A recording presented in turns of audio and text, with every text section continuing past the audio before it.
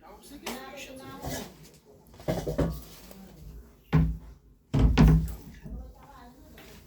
Solution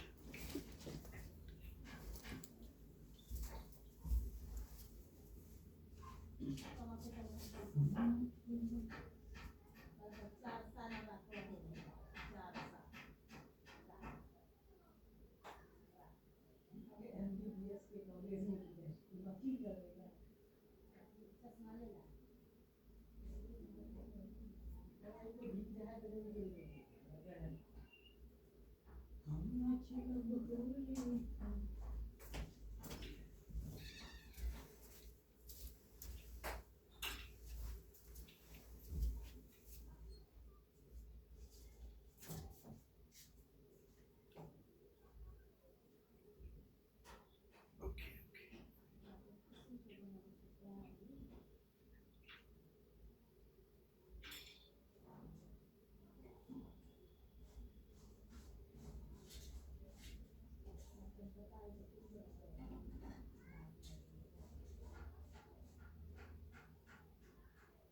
पहले इसका answer देते हैं, ये डाउट है।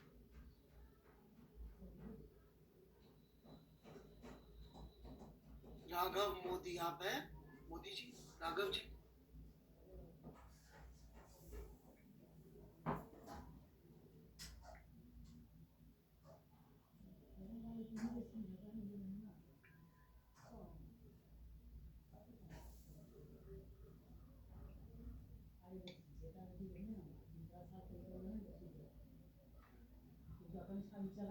बेटा डाउट कहाँ है? I don't understand the doubt.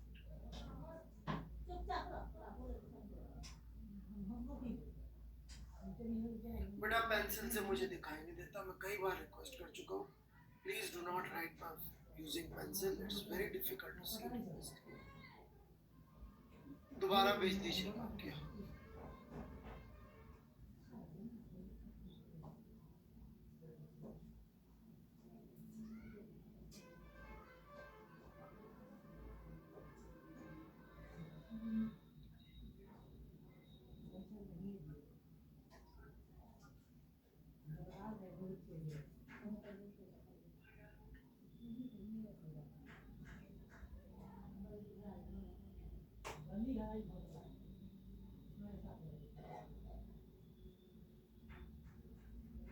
Gym जी कहीं लेक्चर लेने जा रहे हैं क्या फिजिक्स का?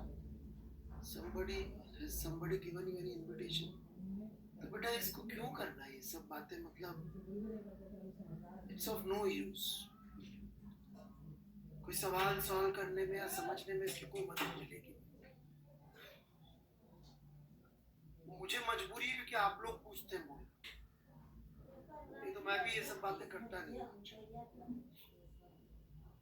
अनलेस उसका कोई डायरेक्ट रिपरकशन पड़े। वर्ड प्ले है उससे ज्यादा, ठीक है ना? तो दो सवाल थे, पहले टफ वाला सवाल ले लेते हैं। टफ वाला सवाल था मैरी गो राउंड, या अर्थ भी ले सकते हैं फॉर एन एग्जाम्पल।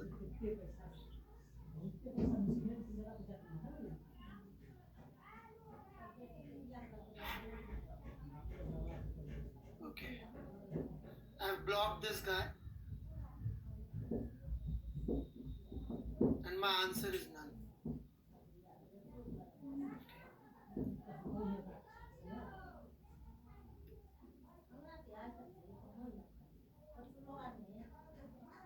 आपको भी ब्लॉक होना है Soni ji? I'll be more than happy to do it.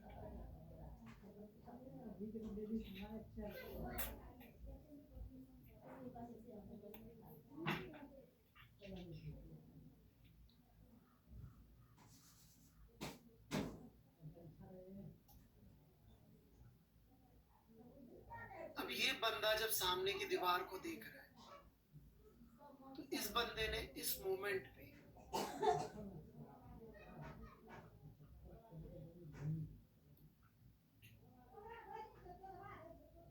ये एक्स और वाई ले रखा है। अब मेरी बात समझिएगा, जब हम लोगों ने वो डेरिवेशन की थी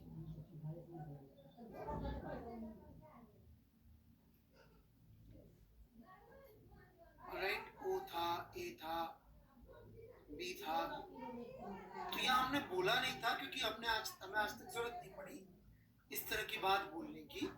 पर जब हमने इनकी वेलोसिटी ऐसे बोली और सब्ट्रैक्ट वगैरह किया तो VB माइनस VA ये सब वेक्टर करते हुए अल्टीमेटली हमारी एक एक्सिस होती है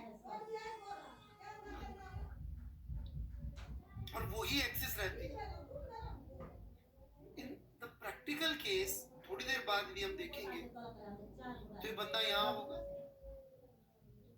ये दीवार यहाँ होगी और इसको पता नहीं पड़ा होगा बट इसने अपनी एक्सिस चेंज कर दी।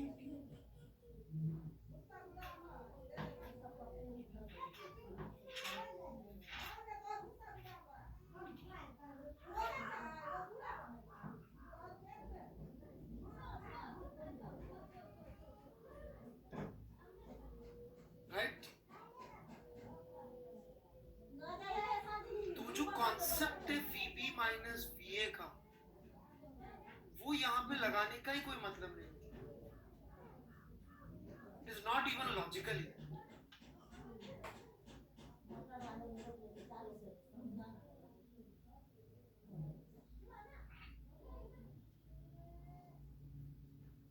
क्योंकि आपकी एक्सिस कंटिन्यूअसली चेंज हो तो उससे ही एक्सपेक्ट करना कि हमको रिलेटिव एंगुलर वेलोसिटी ओमेगा दिखेगी is of no sense and no use. Got it? आप लोग लिख लीजिए, मैं 1 मिनट में आता हूँ।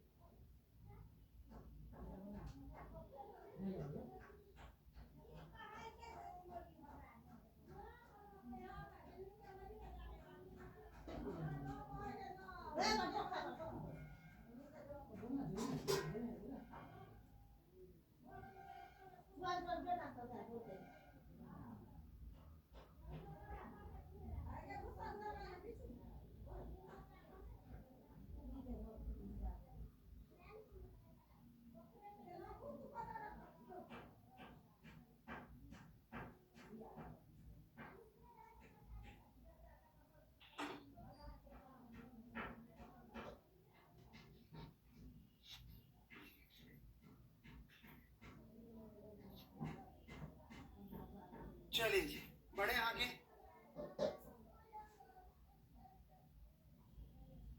Any comments? Queries?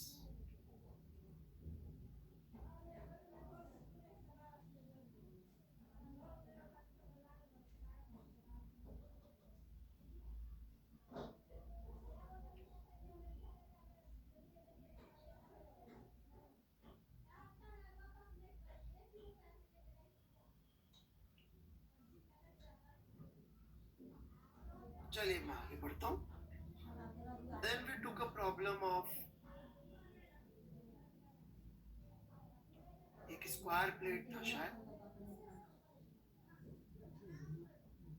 राइट?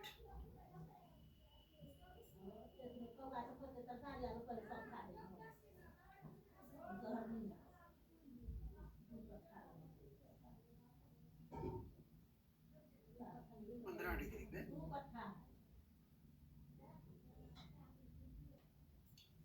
और हमको इसका मोमेंट ऑफ इनर्शिया निकालने को बोला गया। तो this is how you do it. सबसे पहले ये Z वाली एक्सिस के अबाउट मोमेंट ऑफ इनर्शिया बता सकते हैं क्या?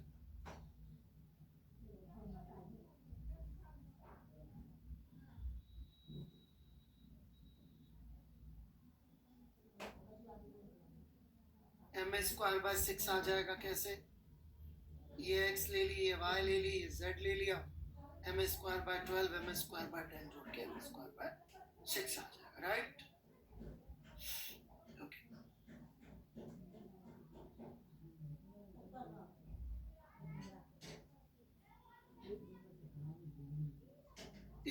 इसके पैरेलल मैंने एक और एक्सिस खींच दी, राइट, और इसको मैंने नाम दे दिया नया x और इसके परपेंडिकुलर नया y।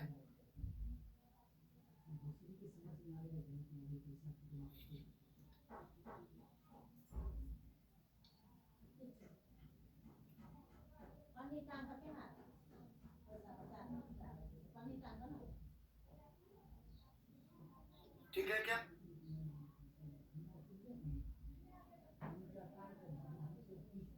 अब ix तो अभी भी iy के बराबर ही होगा, थोड़ा सा बुद्धि पे जोर डालेंगे ये चीज आपको दिख जाएगी। मैं इसकी बात नहीं कर रहा हूँ, दैट इज ओवर, मैं इसकी बात कर रहा हूँ कि कोई अंतर नहीं होगा। जितना एंगल पे ये जा रहा है 15 डिग्री पे इधर, इसका एंगल नापने जाएंगे इसकी एक्सिस से, तो वही वैसे के वैसे ही एंगल आ जाए। Agreed? So iz, which is ma square by 6, would be equal to ix plus iy, but ix is equal to iy, so ix become equal to ma square by 12। एक बार यहाँ तक नोट कर लें, फिर अपन आगे बढ़ते हैं।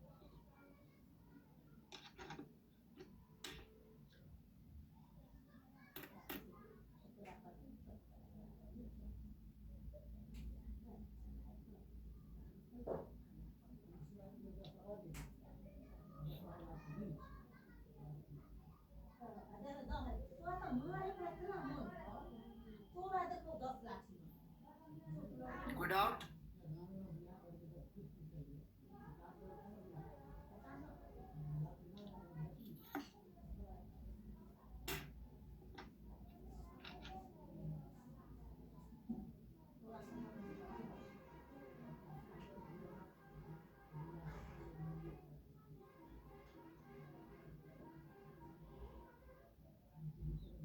Okay. Now all we need is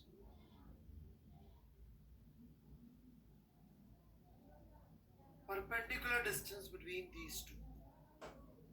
इसमें बच्चे कई बार गलती कर जाते हैं, वो ये डिस्टेंस जो डायगोनल का होगा इसको परपेंडिकुलर ले लेते हैं।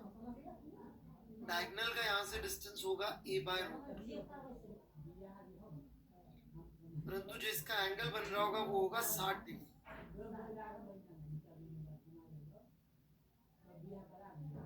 15 और 45 हमें चाहिए नॉर्मल, ये distance.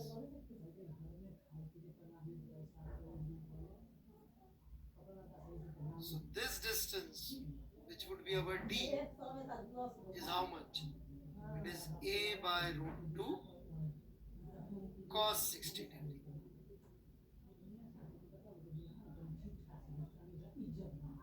Sorry, sin 60 degree।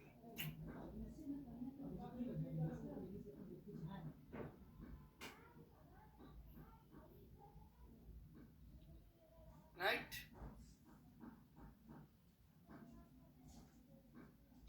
And we can write I that we need is ma square by 12 plus ma by root 2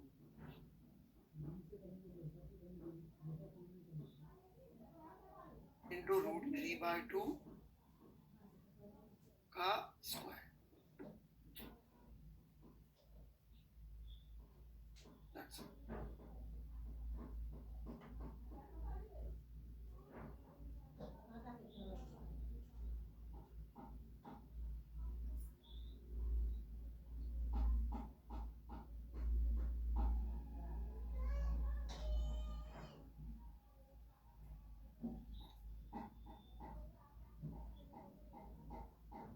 Done?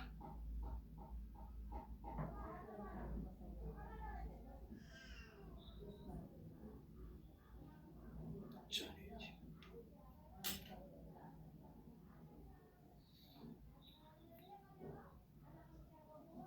So I think we are done with all the queries। फिर भी कोई doubts हो तो आप पूछ सकते हैं, question tab खुला हुआ है।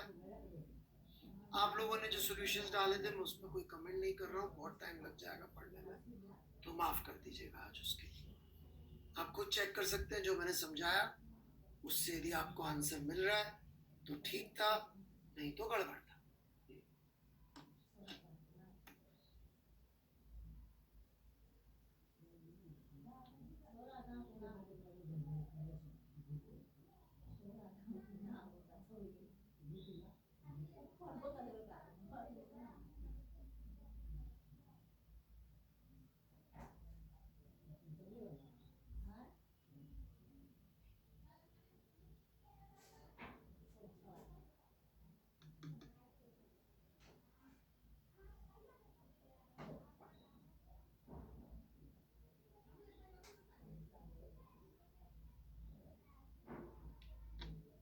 रेडियस ऑफ जायरेशन कुछ है नहीं, जबरदस्ती की बात है, बता, जबरदस्ती नाम रखने वाली बात।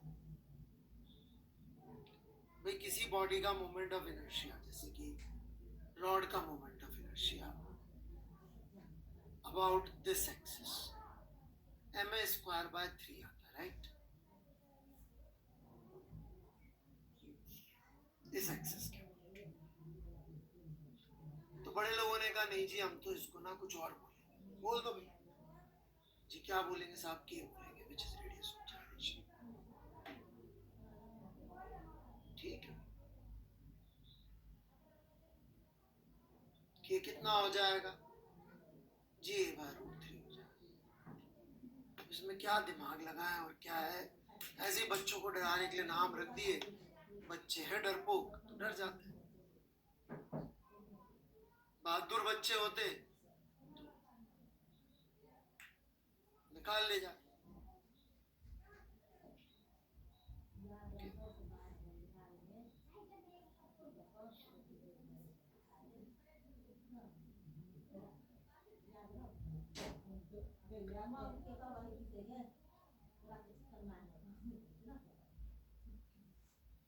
सॉल्यूशन अभी पोस्ट नहीं हुआ।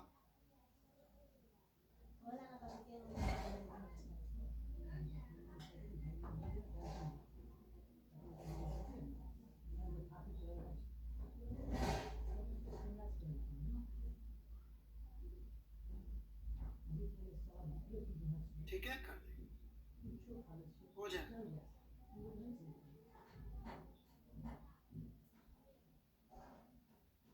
पता नहीं शशांक शर्मा जी, आज तक तो जरूरत पड़ी नहीं।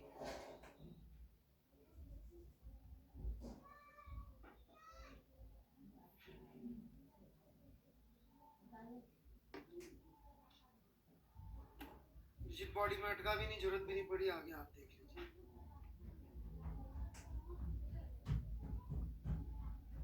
और कुछ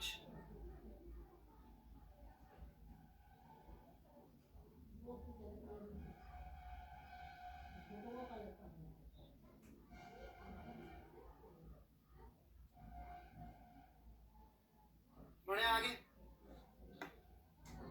चलिए 3 क्वेश्चन आए।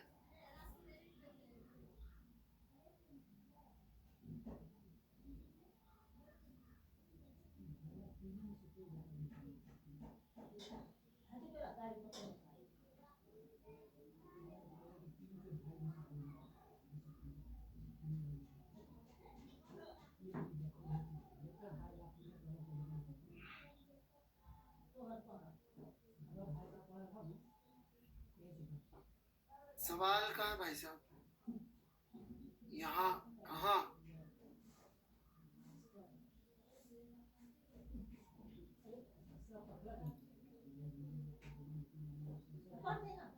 यार मैं लिखना ही भूल गया।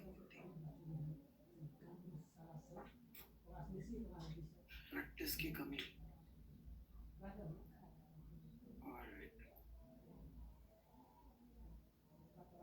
कहाँ?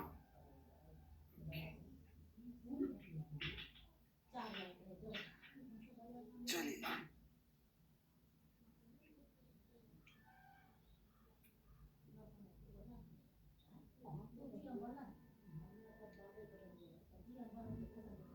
दोबारा भेज दीजिए।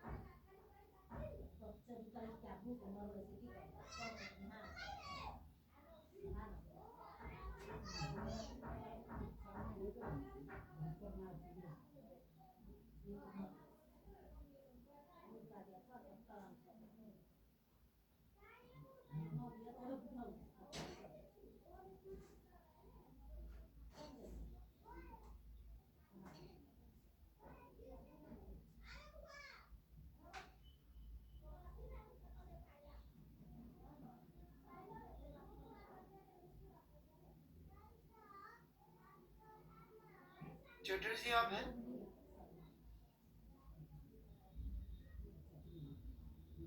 बेटा इसमें फंडामेंटली आपके आर्ग्यूमेंट में मिस्टेक ये है कि एक्स कोई डायरेक्शन होती नहीं है। यहाँ पे वाई तो एक फिक्स डायरेक्शन है, ये घूम रहा है। जो आज इसके लिए एक्स है वो अगले मोमेंट पे एक्स नहीं होगी। ये कोई वो एक्स वाई नहीं है, फिक्स्ड एक्स वाई। ये डायरेक्शन तो फिक्स्ड है वर्टिकल, पर हॉरिजॉन्टल का एक्स जेड तो कंटिन्यूअसली चेंज हो रहा है, सो कोई मीनिंग नहीं बनेगा। बेटा आपने जो यहाँ लिखा मैंने उसी का जवाब दिया है। आप क्या बोल रहे हैं आप जाने, फिर जो यहाँ लिखा है बेटा मैंने उसका जवाब दिया। आपको कोई और डाउट है आप फिर से लिख के भेज दें। जो यहाँ लिखा है मैंने एग्जैक्ट उसका जवाब दिया। नहीं दिया क्या? आप क्या कहना चाह रहे हैं मैं उसका जवाब नहीं दे सकता ना बेटे। आपने जो लिखा बेटा मैंने उसका जवाब दे दिया है ना, दे दिया ना। जो आप पूछना चाह रहे हैं उसका जवाब मैं नहीं दे पाऊंगा, उतनी क्षमता अभी हुई नहीं है। राइट,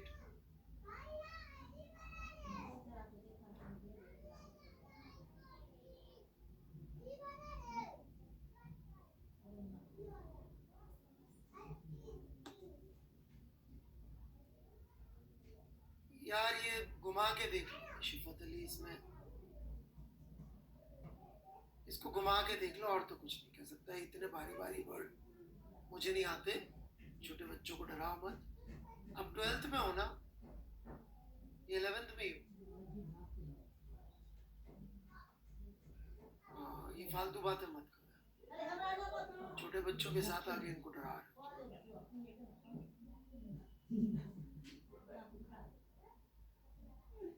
इस क्वेश्चन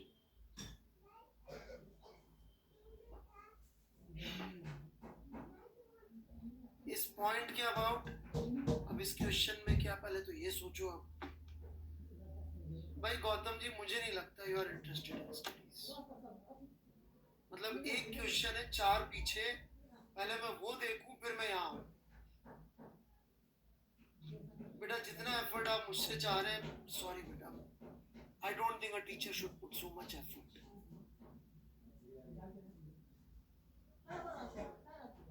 मैं लास्ट टाइम आंसर दे रहा हूँ आपका, इसके बाद से मैं जनरली आपको अवॉइड किया। इस पॉइंट के अबाउट नॉन में का डॉग 0 आएगा। That is shameful for your efforts. It is shameful. The only thing that counts is effort, and there you are 0 out of 100. चलिए मैं पढ़ाना शुरू करूँ आगे।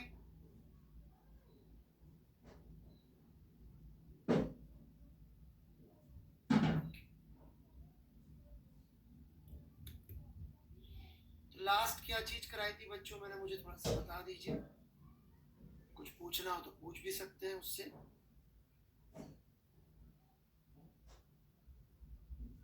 मुझे भी लग रहा है कुछ और था। स्ट्रिंग कट करने के जस्ट बाद का करा दिया था ना, जस्ट कट करते ही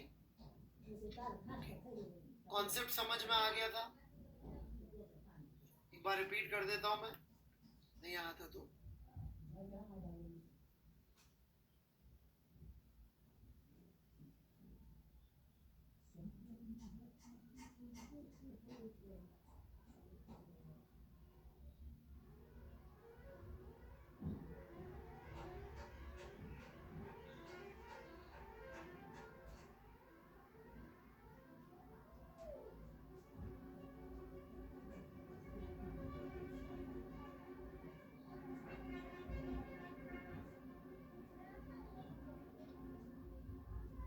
द इक्वेशन,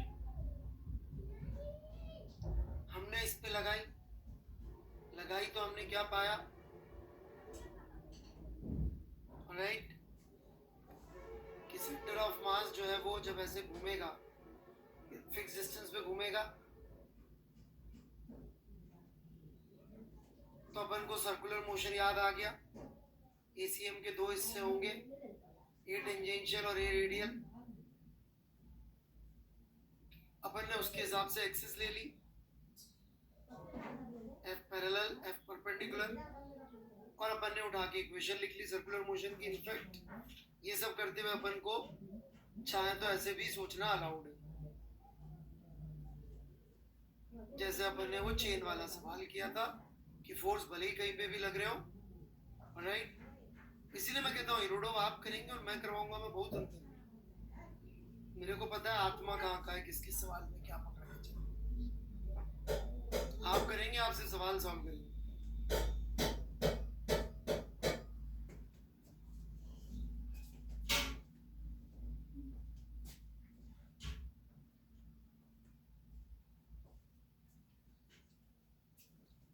यहां जाकर हम अटक जाते हैं कि भाई सेंटर ऑफ मास सर्कल में घूम रहा है, ये लिख लिया, ये लिख लिया, क्योंकि जो एफ है इनके थर्ड लोपेयर किसी और पे लग नहीं रहे।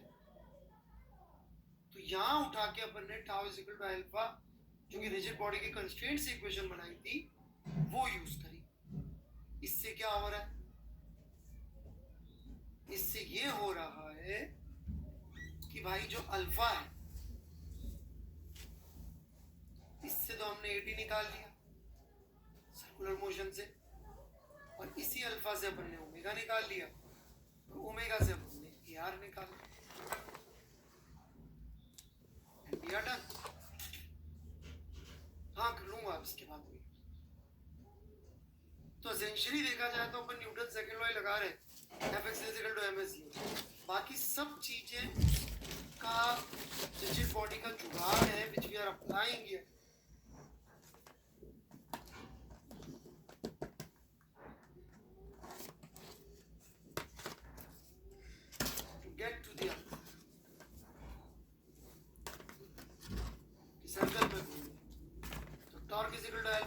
एक टेंजेंशियल एक्सेलरेशन, एक रेडियल एक्सेलरेशन, और वो दोनों को अपन ने इस ACM वाली इक्वेशन में पुट कर दिया। मतलब ACM हमने दाएं बाएं जाके निकाल दिया।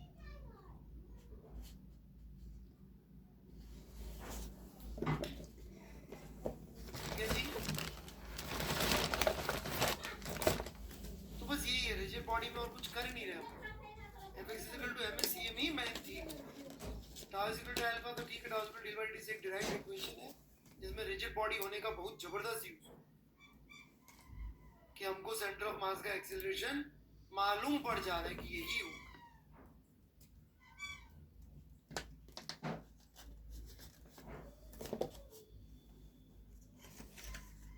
क्वेश्चन से तो पूछ सकते हैं।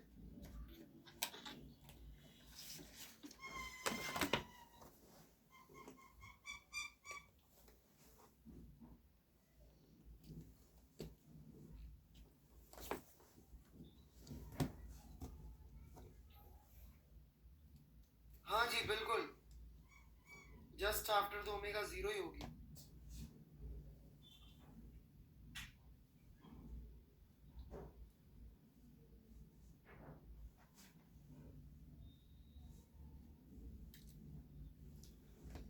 काटती कैसे आएगी?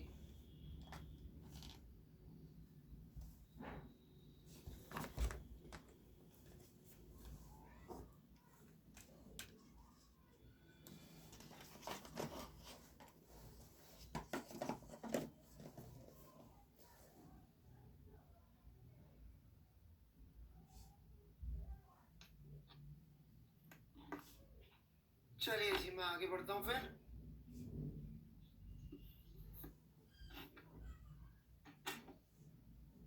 तो सवाल आप लोगों ने आई डोंट थिंक ट्राई किया होगा, तो आप लोगों को दे दूँ 2 मिनट ट्राई करने के लिए, घर पे ट्राई करके आए तो सीधे शुरू हो जाए।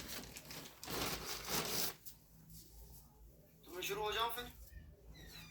okay. तो ये यहाँ पहुँचा, ठीक है।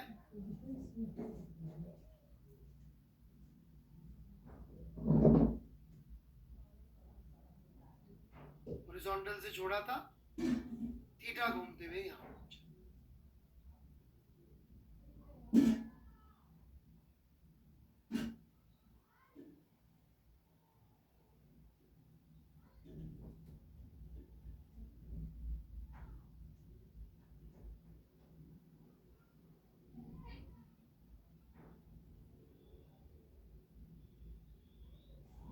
ये दूरी कितनी है मुझे याद नहीं आती। एल बाय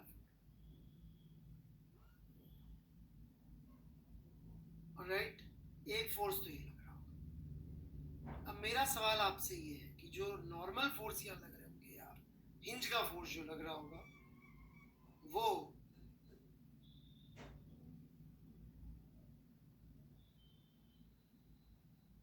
ये ग्रीन वाले बनाऊं या पर्पल वाले बनाऊं, और कौन से बेटर? रीजन देना पड़ेगा।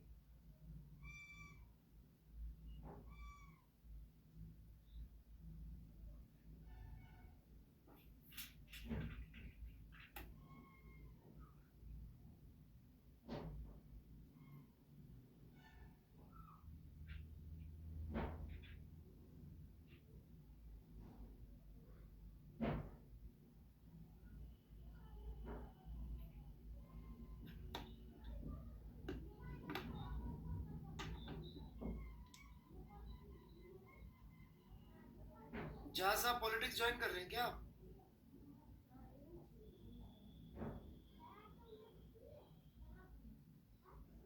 बातें तो वैसे ही कर रहे हैं, कहीं कुछ गलत ना कह दे, उस चक्कर में सही भी नहीं कह पा रहे। यादव साहब वेरी गुड। मैंने अभी समझाया था 2 मिनट पहले कि सेंटर ऑफ मास सर्कल में घूम रहा है। सर्कुलर मोशन के लिए कौन सी एक्सिस बेस्ट रहती है?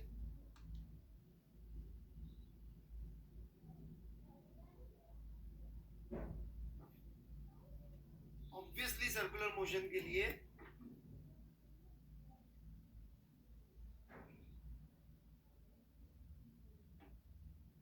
ये डायरेक्शंस बेटर है, क्योंकि इन डायरेक्शंस में एक्सेलरेशन रेडीमेड होती है।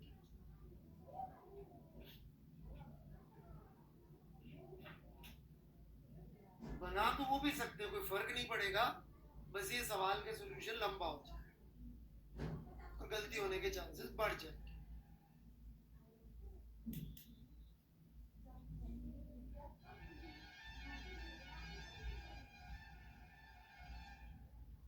इसीलिए फिलॉसफी क्लियर होना बहुत जरूरी है।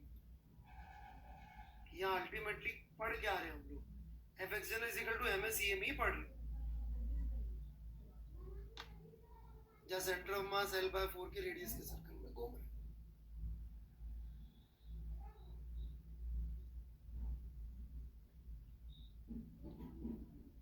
Right? Where this angle is theta. So this is theta. This is theta. So the equations will become mg cos theta minus f perpendicular is equal to m alpha L/4 and f parallel minus mg sin theta is equal to m omega square r L/4.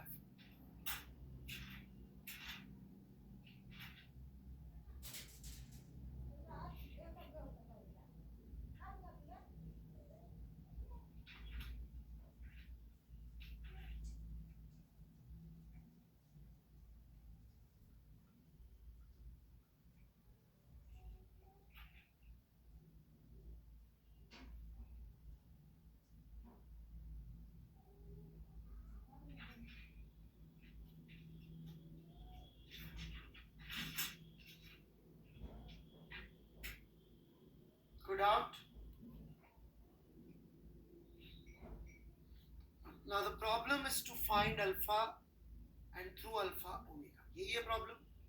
उसमें ये diagram काम नहीं आया क्योंकि इसमें अपन ने force का point of application shift कर.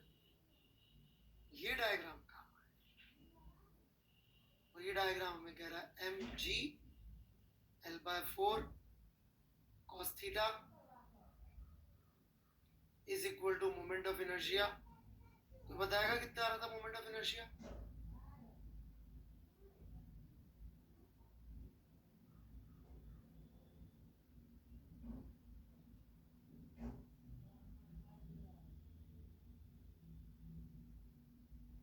F पैरेलल F परपेंडिकुलर का तो टॉर्क 0 हो जाएगा.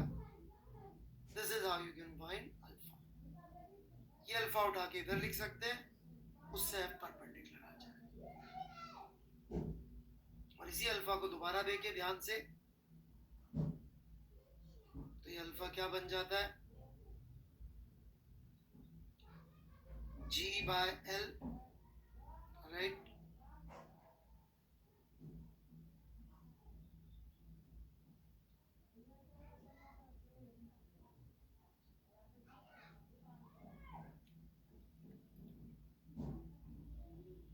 So this is 12 G by 7L cos theta.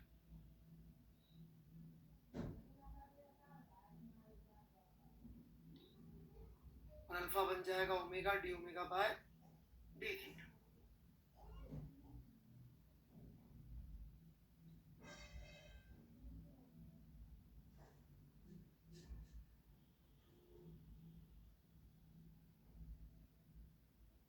Right.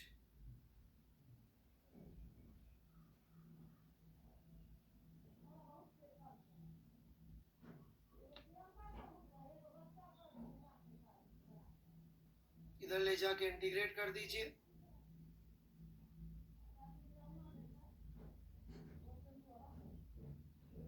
Omega square by 2 और साइन थीटा का इंटीग्रल कॉस थीटा.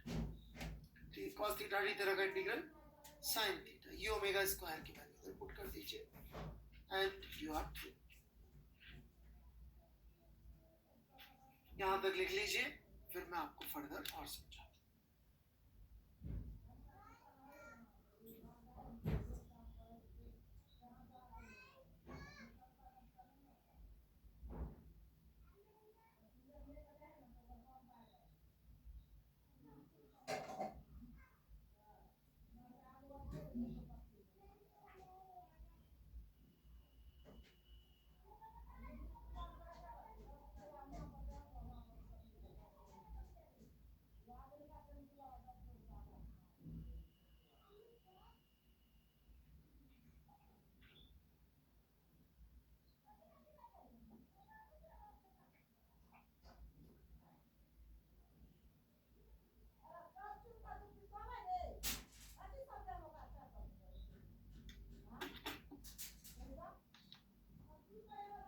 ठीक है,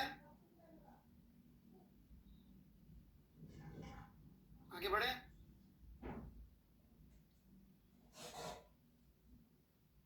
There is another approach to reach to omega directly. और बड़ी इंटरेस्टिंग अप्रोच है.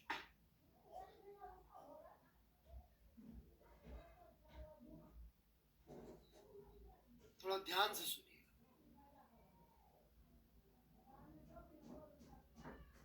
इसका सेंटर ऑफ मास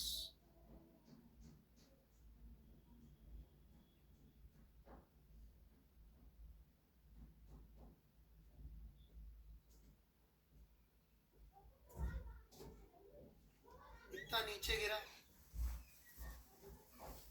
और अपन ने प्रूफ किया हुआ है कि चेंज इन ग्रेविटेशनल पोटेंशियल के लिए सेंटर ऑफ मास का मोशन देख सकते हैं कि नहीं देख सकते?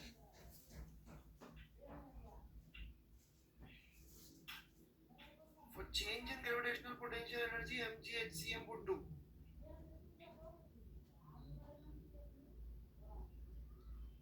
तो काइनेटिक एनर्जी के लिए भी ऐसा कर सकते हैं क्या?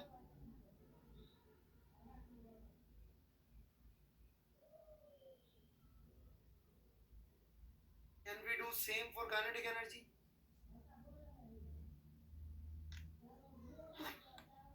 वो हाफ mvcm स्क्वायर नहीं लिख सकते,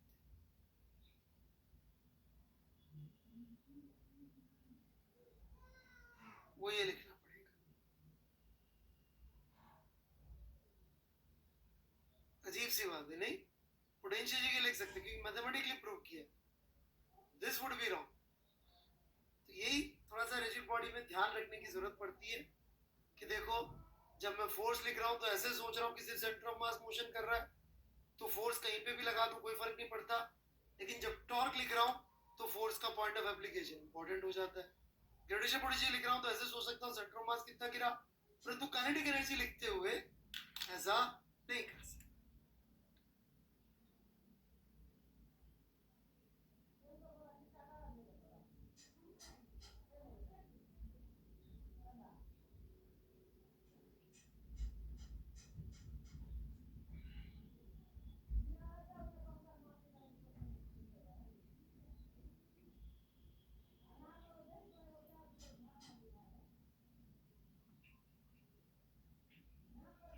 केवल पटेल जी, आपकी इस क्वेश्चन में कोई अजम्पशन है क्या इन्वॉल्व?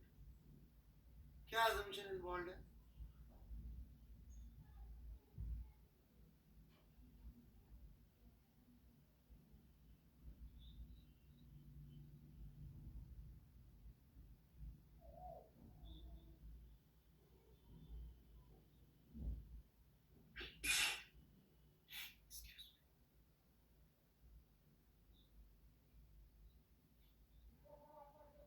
केवल पटेल जी,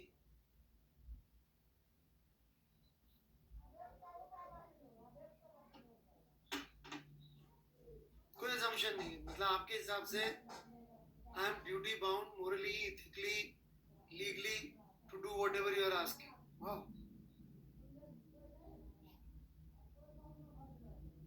मेरी बातें ऊपर से निकल गई होगी नहीं?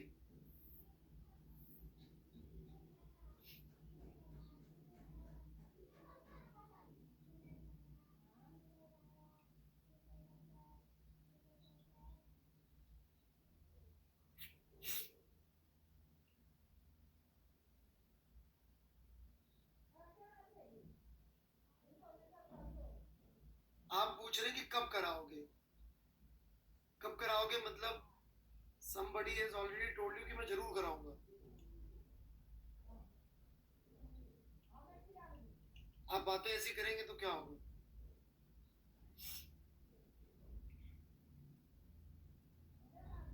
You started it, not me.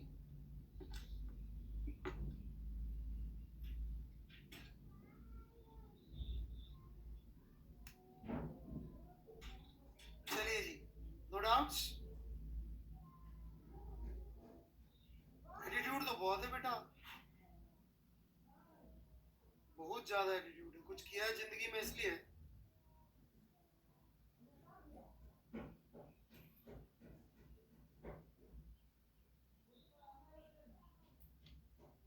कुछ किया है जिंदगी में इसलिए।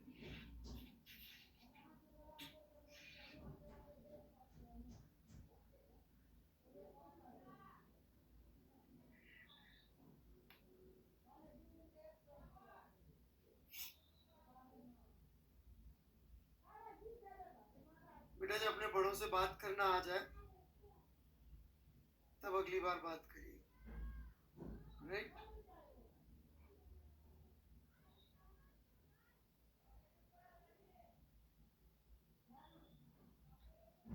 शशांक शर्मा सर, मैं भी थोड़ा सा एटीट्यूड था, फिर अब क्या हुआ शर्मा जी? हाँ,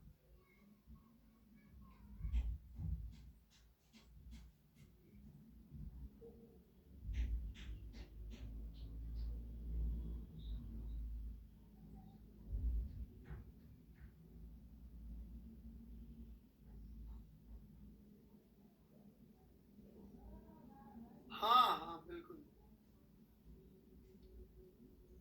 चलिए जी,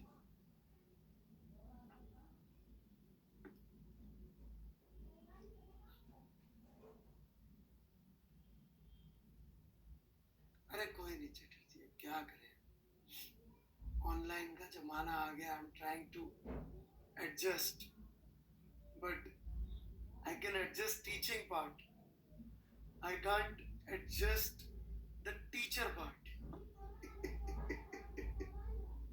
पता नहीं कितने लोगों को समझ में आई होगी मेरी बात.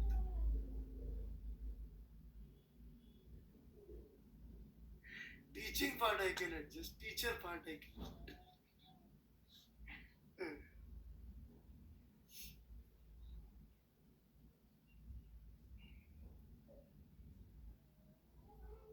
मेरी पहचान है. हाँ दास जी, आपका डाउट पूछ लीजिए. I am so sorry.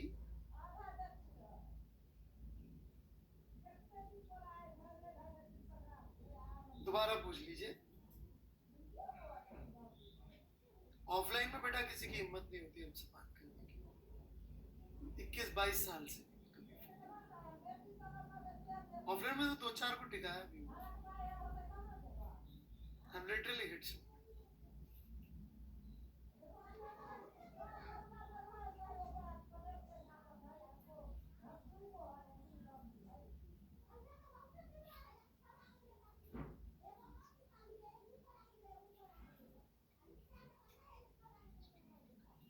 Alpha कहां से निकालेगा? ये अल्फा सपने में आएगा क्या है? ये अल्फा कहां से लाएगा बे?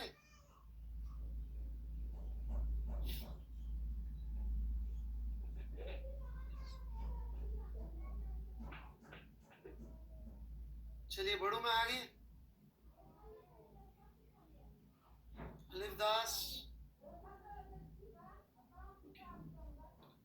ना.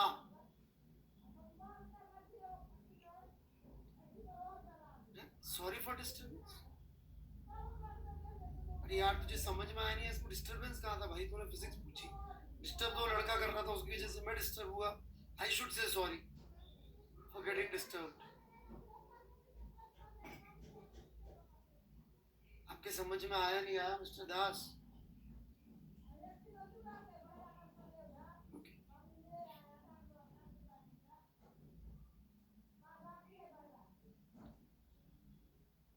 चलिए फिर हम आगे बढ़ेंगे. राइट.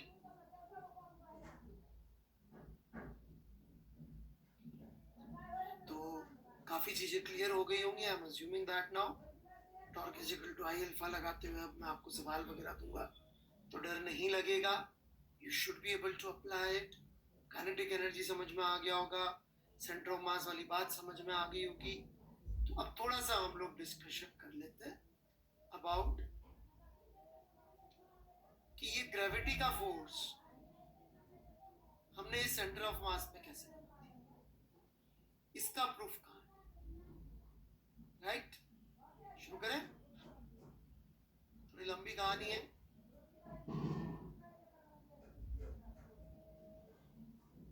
सब बिल्कुल फोकस्ड है, कॉपी पेन बिल्कुल तैयार, 100% ध्यान यहाँ पे. ओके चलिए जी, चैट बंद, सब बंद, शुरू.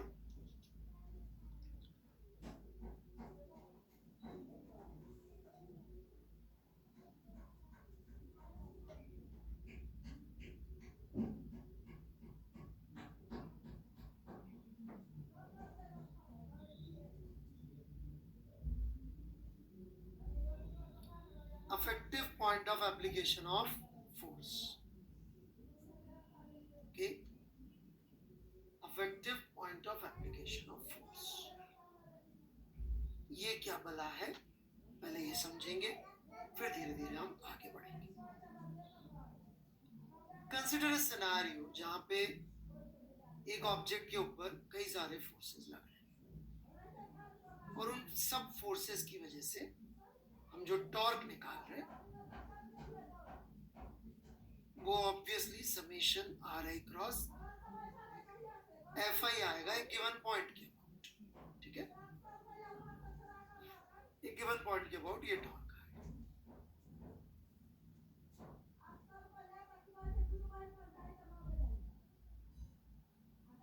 लेट्स से somebody says कि मैं सारे फोर्सेस को किसी एक ही जगह लगा दूं and I'm getting same torque.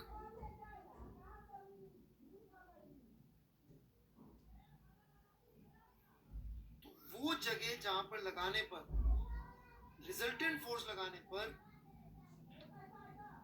वही टॉर्क आ जाए, this point is called affective point of application of force.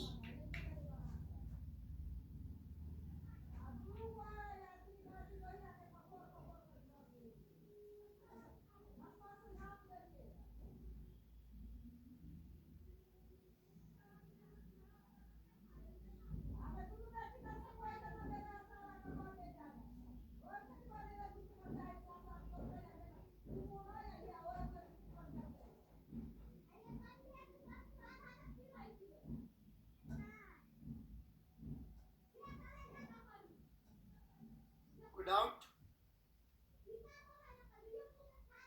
अभी आ जाएंगे कुछ आगे से.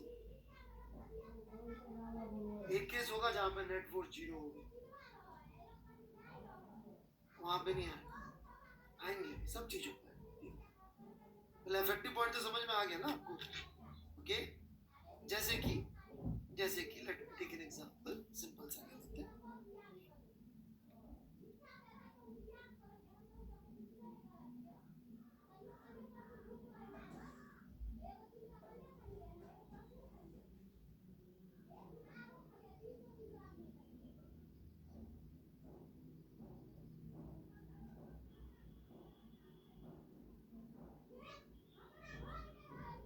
ये दो फोर्सेस लग रहे हैं इस इंच के अबाउट, डिस्टेंस दे रखा है 2 मीटर 1 मीटर. आपको अफेक्टिव पॉइंट ऑफ फोर्स बनाकर एक नया डायग्राम बनाना है जहां पे 40 न्यूटन का फोर्स लगेगा और सेम टॉर्क प्रोड्यूस होगा. प्रोसीड, जल्दी से कर दीजिए सॉल्व.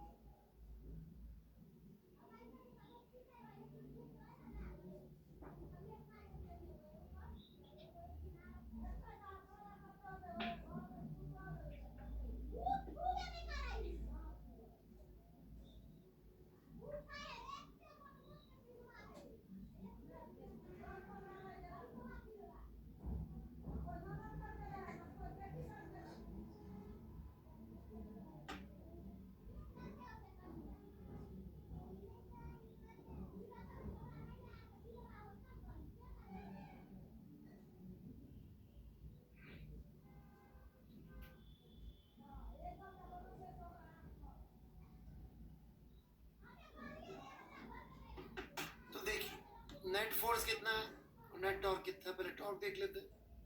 टॉर्क है 30 into 2 minus 10 into 1. This should be equal to x into 40, right? 40 newton लगाएंगे ना net torque, net force x distance पे, और ये वाला सेंस पॉजिटिव ले लिया अपन ने. So this becomes 60 minus 10, 50 by 40. X is equal to this 5 by 4.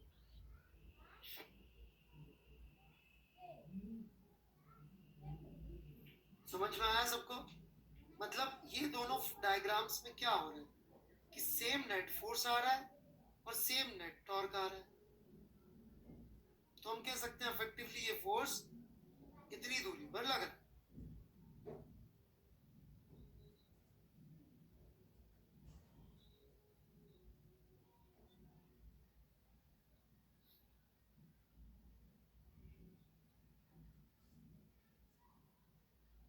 कोई तकलीफ?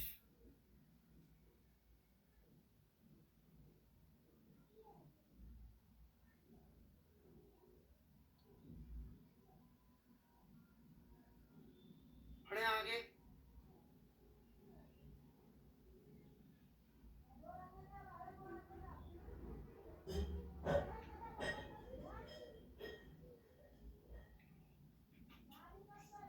Now if we come across a scenario when net force is 0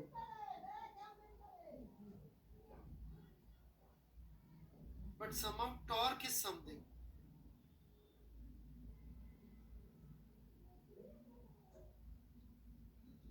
इसको टेक्निकली बोलते हैं कपल। आप बोलेंगे सर ऐसा कैसा हो सकता है? इस समय आज जिस कमरे में बैठ के पढ़ रहे हैं आप लोग, इसमें पंखा चल रहा है। वो पंखे के ऊपर मोटर डेफिनेटली कोई टॉर्क लगाती है, क्योंकि जैसे ही अपन बंद करते हैं पंखा रुक जाता है। इसका मतलब वो एयर रेजिस्टेंस को ओवरकम करने के लिए मोटर कुछ तो लगा रही थी उसमें, परंतु फोर्स नहीं लग रहा है। पता है क्यों? क्योंकि सेंटर ऑफ मास वही है पंखे का। कहीं जा रहा है क्या सेंटर ऑफ मास पंखे का? तो सेंटर ऑफ मास वही है, इसका मतलब नेट फोर्स जीरो है due to motor, but net torque is not.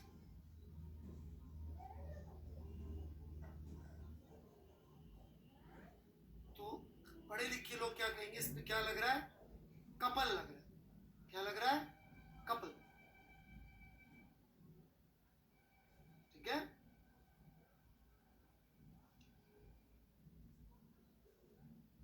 जैसे कि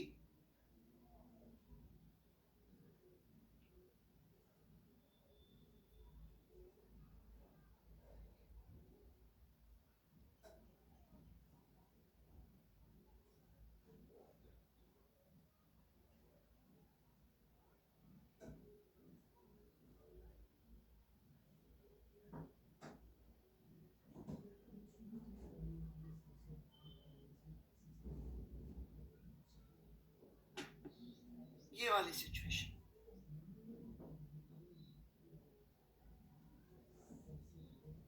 कितना टॉर्क आ जाएगा इसमें?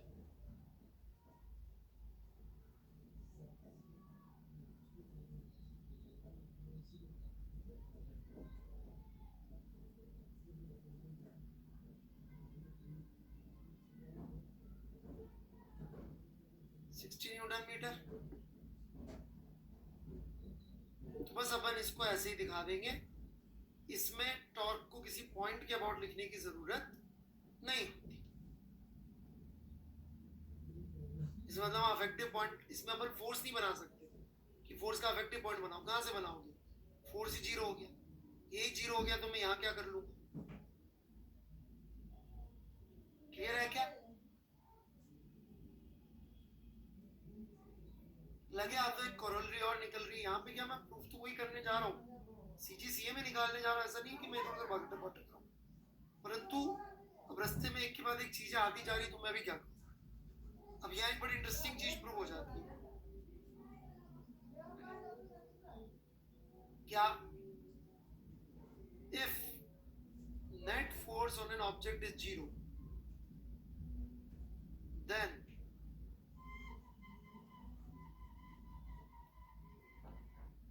torque about any point P would be equal to torque about any point O। मतलब टॉर्क किसी पॉइंट के अबाउट लिख के सेम आए।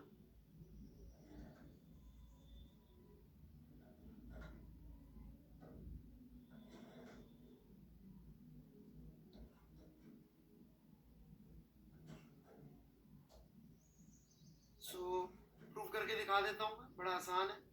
ये आप ट्राई कर लीजिए 2 मिनट। करूँ या आप कर रहे हैं?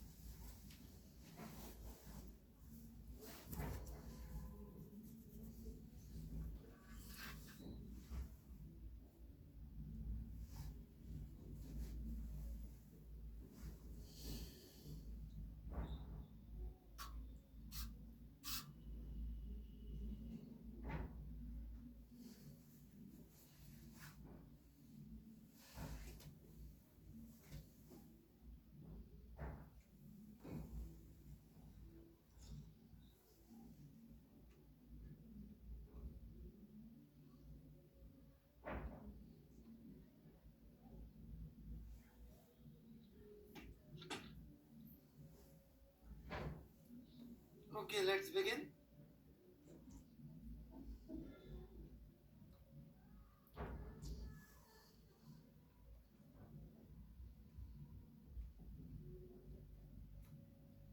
ये कोई पॉइंट आई है जिसपे कोई फोर्स Fi लग रहा है, ये कोई पॉइंट P है,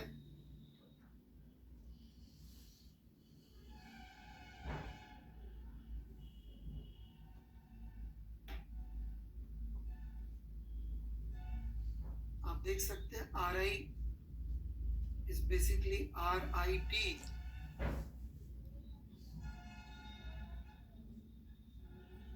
प्लस RT, यही होगा।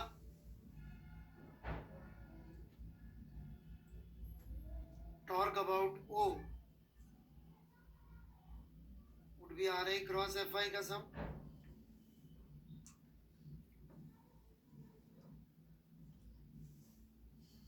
Ri को खोल के लिख देते हैं यहाँ पे,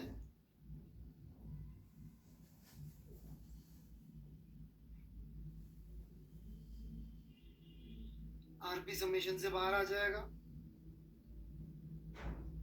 समझ में आया कि एक दो स्टेप साथ साथ खा गया हूं मैं। ये सारी वैल्यूज सब्स्टिट्यूट करी, ब्रैकेट खोल दिया और आरपी समेशन से बाहर आ गया। समेशन से बाहर आ गया, ये क्वांटिटी हो गई 0 और ये जो ये क्वांटिटी है बेसिकली टॉर्क अबाउट पी है कि नहीं है। So that's it. So translational equilibrium में कभी ऑब्जेक्ट हो, नेट फोर्स 0 को हम बोलते हैं ट्रांसलेशनल इक्विलिब्रियम, तो उसके ऊपर टॉर्क किसी भी पॉइंट के अबाउट लिखो सेम आता है, इसको ट्रांसलेशनल इक्विलिब्रियम भी बोल सकते हैं। Net force 0 is also known as translational equilibrium. या फिर जब सेंटर ऑफ मास का एक्सेलरेशन 0 हो तो आप देखेंगे किसी भी पॉइंट के अबाउट बॉडी पे टॉर्क लिखेंगे सेम आएगा। थोड़ा साइड में चले गए हम, मुझे पता है, लेकिन उसी रास्ते में आ रहा है, इसलिए मैं साथ साथ करते जाऊँ। ठीक है, बढ़े आगे।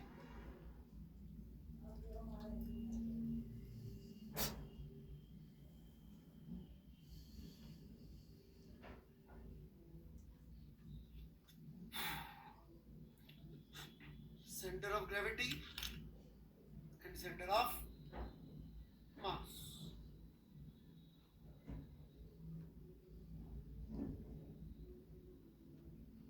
Let's talk about this.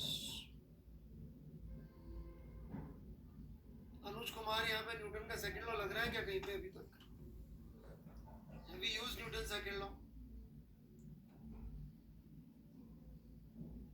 फिर इनर्शियल फ्रेम का क्या करोगे?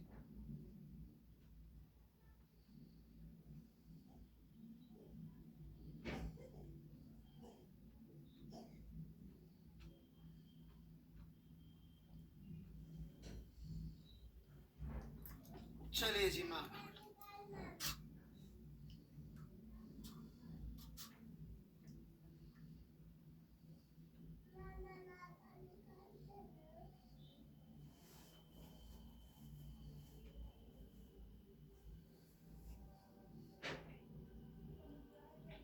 चैटर्जी, मैं इंग्लिश में फिजिक्स या हिंदी में भी फिजिक्स नहीं लिखना चाहता, ये लिखा हुआ है, मैं नहीं लिखा, मैं हाँ भी नहीं कहूँगा ना भी नहीं कहूँगा। आप की लैंग्वेज अच्छी है बट मैं नहीं सपोर्ट करता इतनी बड़ी बड़ी language. Can be thought as a special point, ये जो आपको एकेडमिक चीज़ों की आदत पड़ रही है डेफिनेशंस लिखने की, ये मैं सपोर्ट नहीं करता। I am so sorry.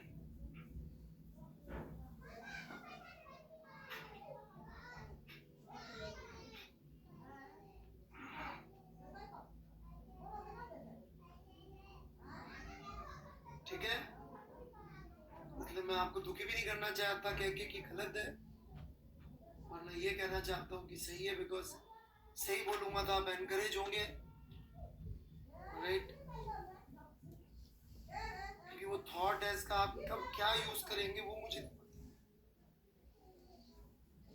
डर इस बात का कि आप उसको मिसयूज करेंगे कभी। So what is centre of gravity? Centre of gravity is effective point of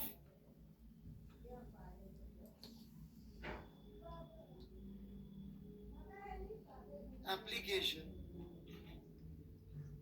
of gravity. Effective point of application of gravity. कहने का मतलब ये कोई ऑब्जेक्ट है,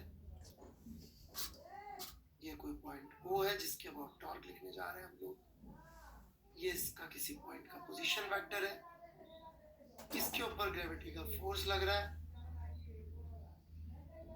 थोड़ा ध्यान दीजिएगा, मैंने कुछ कलाकारी करी है यहाँ पे। तो टॉर्क ड्यू टू ग्रेविटी जो आएगा वो होगा summation RI cross MI GI,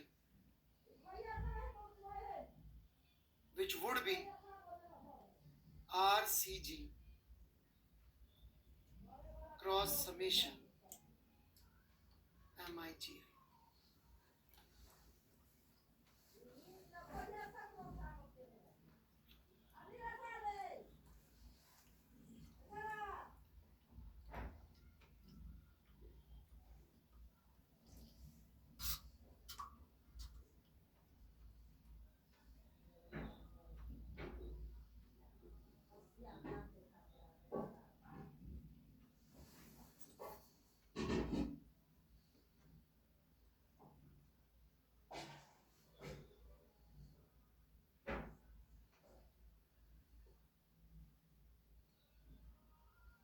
Doubt?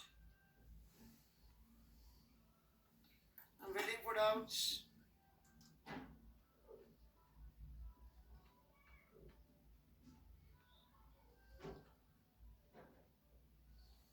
कुछ तो लिख दो भाई कोई।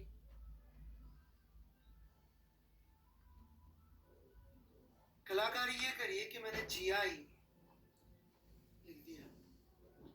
प्रैक्टिकली हम अर्थ पे क्या अज्यूम करते हैं?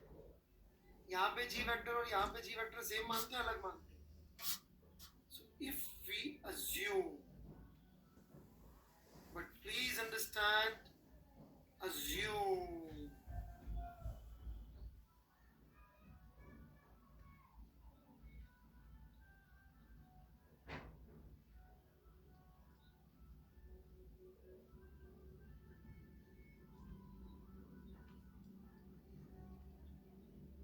GIS बाहर आ जाएगा, GI यहाँ समेशन से बाहर आ जाएगा। So this becomes summation MIRI cross G. अब मैं तो बुलाने नहीं गया, जबरदस्ती M से डिवाइड किया, मल्टीप्लाई किया, क्या बन गया ऐसा मान? RCM.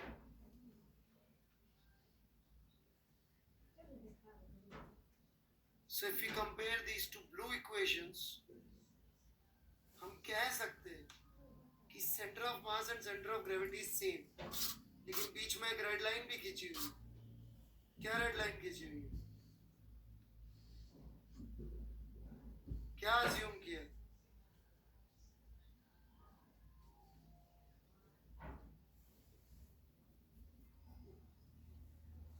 किसी भाई ने कैपिटल G लिख दिया, रियान वर्मा, वेद प्रकाश। ये कैपिटल G और स्मॉल g में जो अंतर नहीं जानते उनको न्यूटन देखे। जो लिख रहा है सर कैप्स लॉक कौन था, सॉरी, उसका लिखते हुए भी कैप्स लॉक कौन है? C मतलब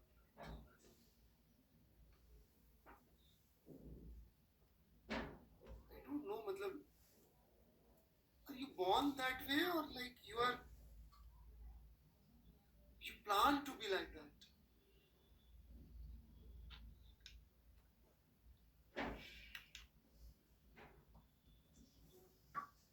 पता नहीं।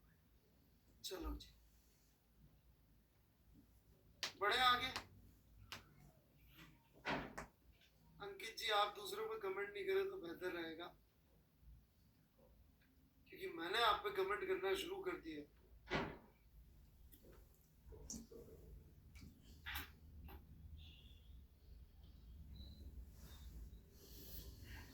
तो बात बहुत दूर तक चली जाएगी।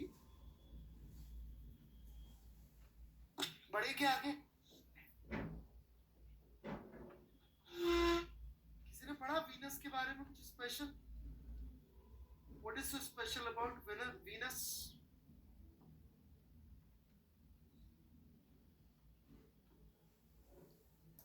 रेट्रोग्रेड के अलावा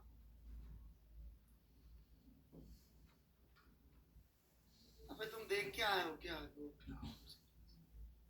पहले अर्थ जैसा था।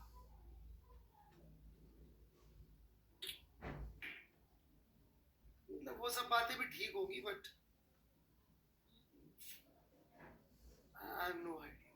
मेरे हिसाब से तो मरकरी होता है।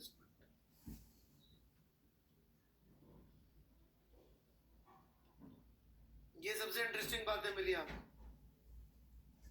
क्यों है वीनस हॉटेस्ट? चलो ये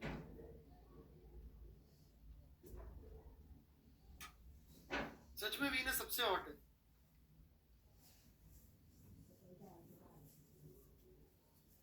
पूरा का पूरा प्लैनेट? हाँ,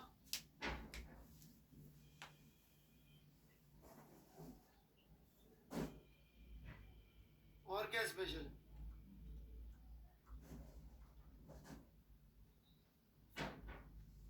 उसका साल कितने दिन का होता है?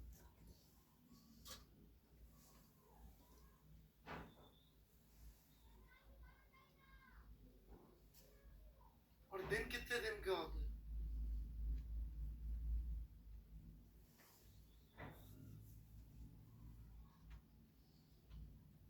अपनी एक्सिस के और कितने देर में घूमता है? और सन के अबाउट कितने देर में घूमता है?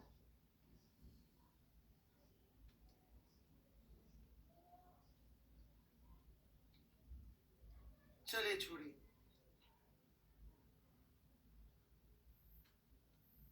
सर आपका न्यू इंडिपेंडेंस कोर्स कब आएगा? I am new on blush. Pankaj Kumar. शायद अप्रैल 2014 में 2021 में आएगा। राइट, तब तक आप भी इंडिपेंडेंट रहिए, मैं भी इंडिपेंडेंट रहता हूँ। ठीक है,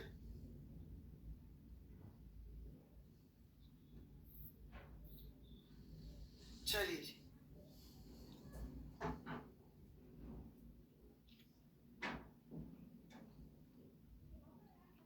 शुरू करते हैं हम। ये अर्थ है।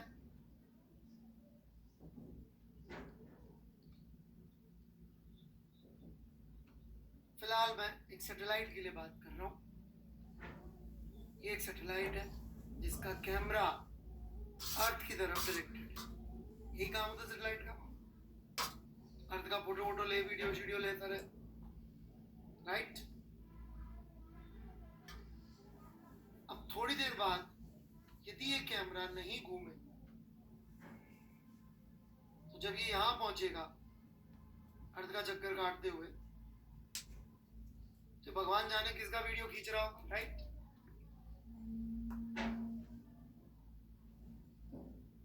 तो इसका मतलब कोई डेफिनेटली बैठ के नीचे इसको घुमाता रहता होगा। कंटिन्यूअसली ऑपरेटर चाहिए होगा।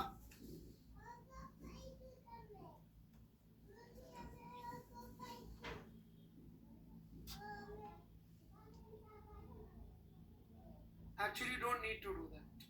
Why?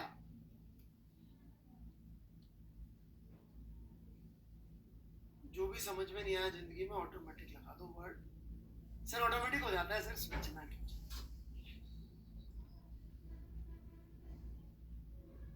जब समझ में नहीं आया, सोचना नहीं हो, ऑटोमेटिक सर, ऑटोमेटिक। अति सुंदर।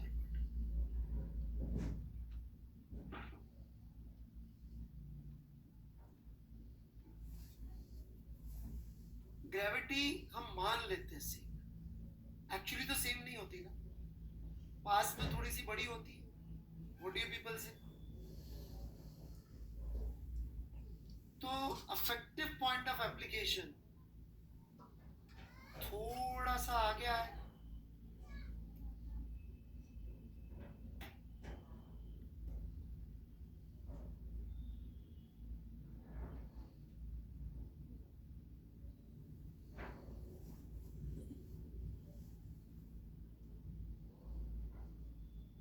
ये टॉर्क आप देखेंगे तो सेंटर ऑफ मास के अबाउट इसको ऐसे घुमा देगा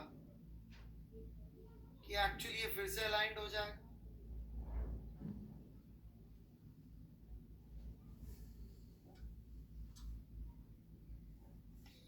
सुनते जाइएगा। हमारे पास एक मून है, पता नहीं आप में से कितने लोगों को पता है कि ये मून का हमें सिर्फ एक ही साइड दिखता है। सेम लॉजिक, क्योंकि जितनी तेजी से ये इधर घूमता है उतनी तेजी से ये ऐसे भी घूम जाता है। इनफैक्ट पहले लोग जिन्होंने दूसरा साइड ऑफ मून देखा था वो अपोलो मिशन के लोग थे, जो मेरे ख्याल से ये बज ऑल्ड्रिन और आर्मस्ट्रॉन्ग के पहले गए थे, जो मून के ऑर्बिट में गए थे बट लैंड नहीं किए। If I remember it correctly, they were the first people to see the dark side of moon. Now why this is so very important? Because ये है सन। ये मैं पूरा नहीं समझाऊंगा। ये है एक प्लैनेट जिसके पास कोई मून नहीं।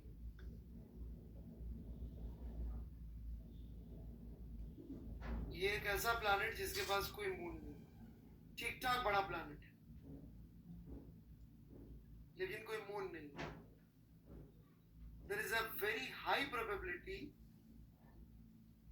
कि it may so happen कि इसका एक ही फेस रहे सन के हमेशा साथ। जैसे मून का कोई मून नहीं है तो उसका एक ही फेस अर्थ के सामने रहता है।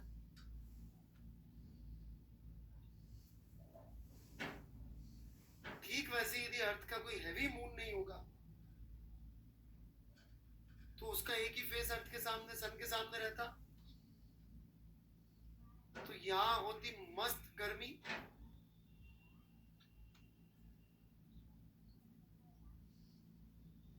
और यहां होती मस्त ठंडी। इधर नाइट्रोजन जम जाता,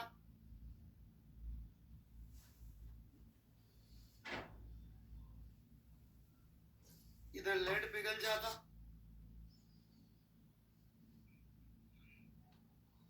चांसेस ऑफ लाइफ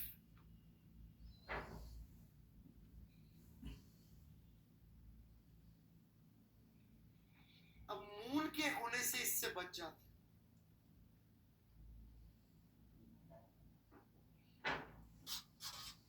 क्योंकि फिर अर्थ को अकेले लॉक नहीं होना होता, फिर अर्थ और मून के सीजीसीएम को लॉक होना पड़ता। So earth can have independent rotation.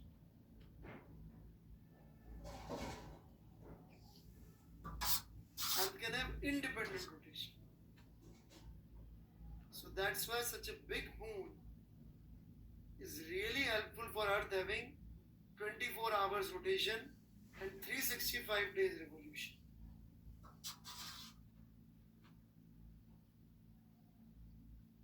क्योंकि अब अर्थ को अकेले लॉक नहीं होना है, अर्थ मून के सिस्टम को सीजीएमसीएम को लॉक।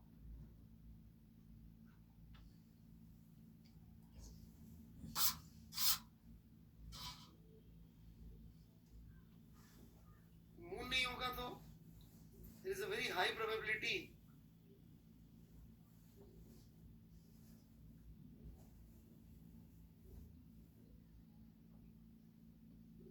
श्रीवास्तव जी महाज्ञानी इंसान है, इनको कुछ भी पढ़ाओ, इनको उसके अलावा जो है दो दूसरी बातों का ज्ञान जरूर देना होता है। और कहीं लॉजिक की बात कर लो इनसे, अरे सर वो सर मैंने कहीं लॉजिक वॉजिक सर ये सब बात अपन क्या बाबा आदमी बोल दिया जो बोल दिया। लॉजिक पूछते हो तुम नीच निकृष्ट मानव, बाबा ने बोल दिया खत्म। अब मैं पागलों की तरह पिछले पौने घंटे से लॉजिक दे रहा हूं, मैं भी कह सकता हूं, पर अपन क्या मॉडल ह्यूमन बीइंग, ये बाबा आदमी कह दिया तो कह दिया, ज्ञान लेके आए कहीं से उसकी उल्टी करनी है।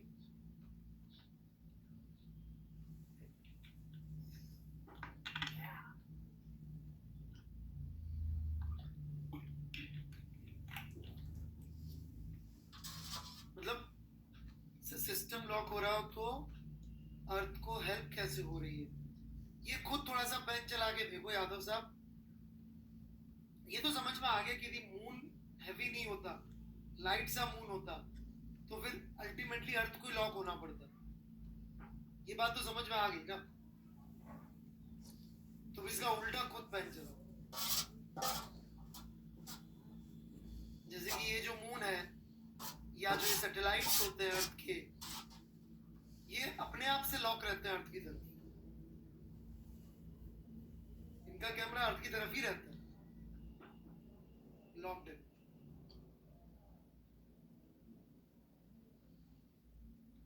बिकॉज सीजी और सीएम एक्चुअली सेम चीज नहीं होती।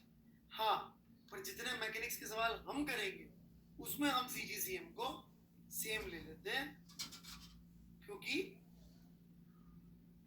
जीआई का वेरिएशन होता नहीं। पर अकेला सिर्फ ग्रेविटी लग रहा हो और कोई फोर्स नहीं लग रहा हो, जैसा कि ये केस हुआ, तो वो थोड़ा सा भी difference is good enough to lock it towards earth. Srivastava ji कुछ ज्ञान देना चाहते हो आप? श्रीवास्तव बाबा सब हाथ जोड़ लो भैया से। श्रीवास्तव जी का ज्ञान प्राप्त करना है तो ये जो टाइप कर रहे हैं इन्होंने हाथ नहीं जोड़े, इसीलिए नहीं दे रहे श्रीवास्तव जी ज्ञान। श्रेया जी ऐसे हाथ जोड़िए, बाबा से ज्ञान मिलेगा।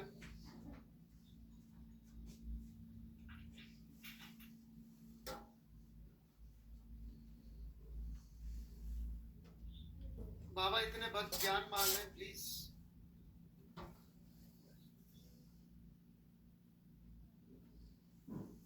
मतलब मुझे इतना बेवकूफी लग रही है ना कि मैं मार पिछले 4 घंटे से इतनी फिजिक्स पढ़ा रहा हूँ, इतनी गणित लगा रहा हूँ यहाँ तक पहुंचने के लिए, और बीच में एक बाबा जी है, सर ऐसा भी तो होता है।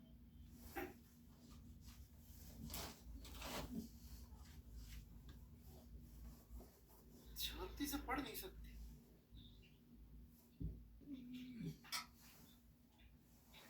हाँ जी, कुछ कुछ बात समझ में आई। आपका फ्लो बेटा कागज पेन पे रखो ना श्रीवास्तव जी, कीबोर्ड पे मत रखो बेटा। फ्लो फ्लो होना चाहिए यहाँ, यहाँ और यहाँ, यहाँ नहीं। That is not flow, that is outflow.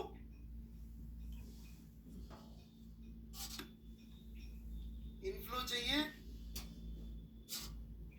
ये सर तो मजा आया, आ गया। बिल्कुल शर्मा जी, मैं यार शर्मा जी मैंने बेइज्जती कहा कि मैं तो हाथ जोड़ के ज्ञान मांग रहा हूँ, मैं तो ज्ञान का इतना भूखा हूँ। शर्मा जी मैंने बेइज्जती करी क्या?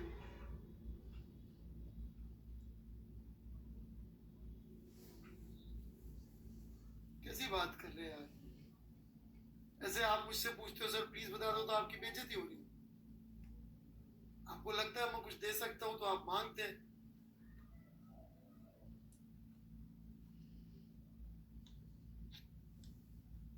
श्रीवास्तव जी मैंने बिल्कुल बेइज्जती नहीं करी भाई, आप मेरी शिकायत में ऐसे मत करिए। वो तो ज्ञान मांगा आपसे, आप बांट रहे थे।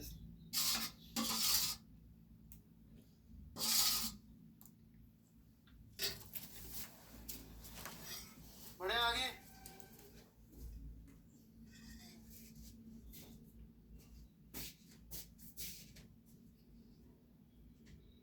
थोड़ा सोचिएगा इस विषय में। सीजीसीएम मेरे ख्याल सबको क्लियर हो गया होगा।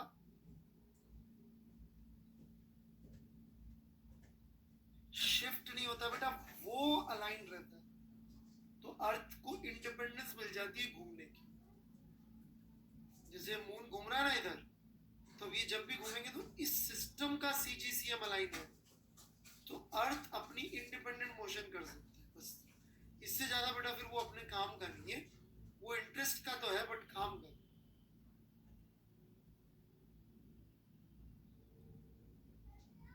वो फिर क्या, वो अर्थ का टिल्ट एक्सिस वैक्सिस 25 चीज आ जाएंगी, वो मेरा इंटरेस्ट नहीं है इतना। बट आपको ये समझ में आ गया कि मून नहीं होता तो वाट लग जाती, उतना काफी है।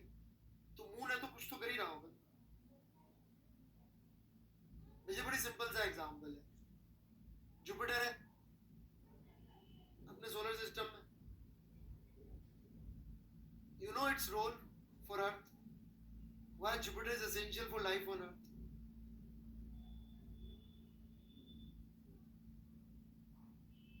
बॉडीगार्ड है.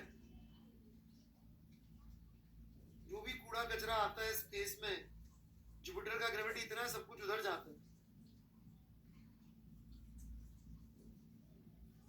So it's bodyguard of Earth. In fact, of all the inner planets.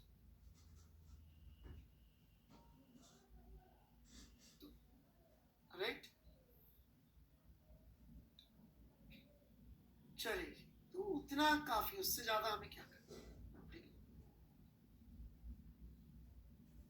Test का सिलेबस बड़ा सिंपल है, परमानेंटली बता चुका हूं. ये होता है TTD, ऑल टेस्ट. कुछ और पूछना है?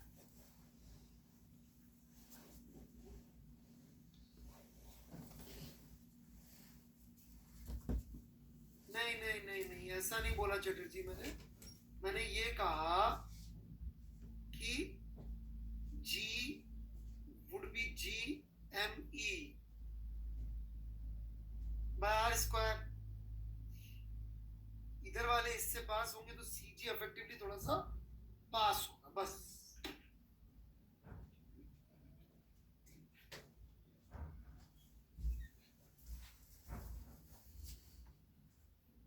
ठीक है, चलिए. सो times up. Homework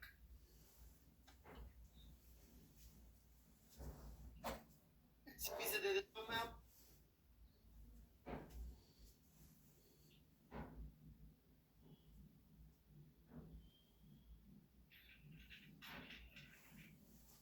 thirty two तक.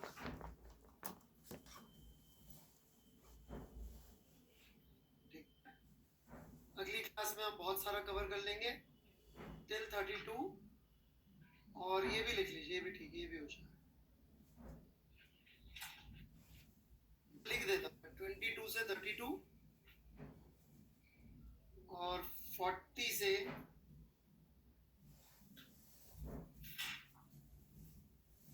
45.